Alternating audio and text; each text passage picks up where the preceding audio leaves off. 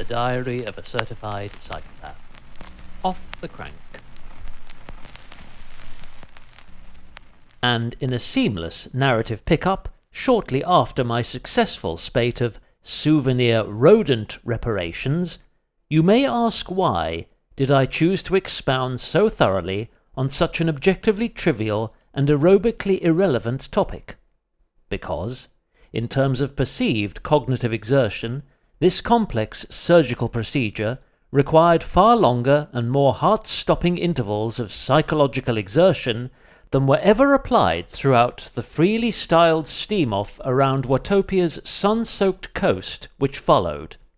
In fact, the latter was merely an excuse to actively spin out otherwise idle leisure time, whilst viewing a Red Dwarf retrospective, chronicling Season 6 of the legendary sci-fi sitcom, and just happened to bag a full stack of 7 lucky bars swilling with blue slurp juice in the profitable drop zone of Coco's supercharged sibling. Suffice it to state that multiplying my turnover of Zwift's precious liquidated assets has rarely been so sustainably strenuous, thanks to the reduced investment rates required when trading toes with so many low-stakes fast rollers, collectively pumping out enough continuous power to fully charge a Tesla Cybertruck's monolithic 155,000 mAh battery in roughly 1 working day.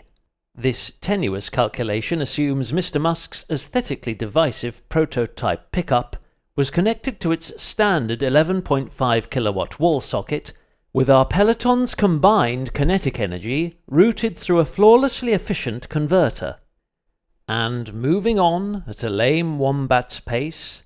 to the immediate future's long past present, our little blue planet spun on its signature axial slant, then tilted its higher hemisphere a few degrees closer to the solar sage that has formed a similarly inseparable revolutionary bond with 8 neighbouring celestial bodies, praying that its most thermally challenged inhabitants would be comforted by degrees of an altogether different strain. Meanwhile, within the fathomless cosmos behind, through one spectral cirrus veil, a glowing gibbous moon mirrored our stellar luminary's radiant sentiments with far truer charm than a certain amorous evening star,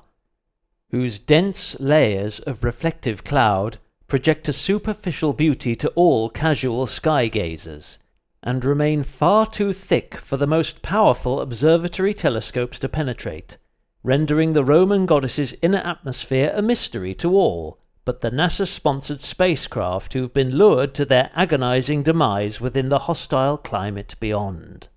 A desolate and toxic wasteland, where hellacious winds, infernal surface temperatures, and biblical torrents of sulfuric acid await to pulverize and incinerate the first Amazon fulfillment center that won't fit on Mars. "You test my patience," whispered the lunar muse in question, from her remote perspective after a chorus of delirious foxhowls had dwindled to roaring silence. "You test my patience by continuously meandering down crescents, cul-de-sacs and rat runs not lit by those totemic torchbearers you refer to as street lamps, and instead relying solely on my second-hand light for safe guidance back to Bedfordshire." "But," I pondered, attempting to transmit my thoughts over a distance roughly 1,281,233% greater than this restless ramble for dark dopamine,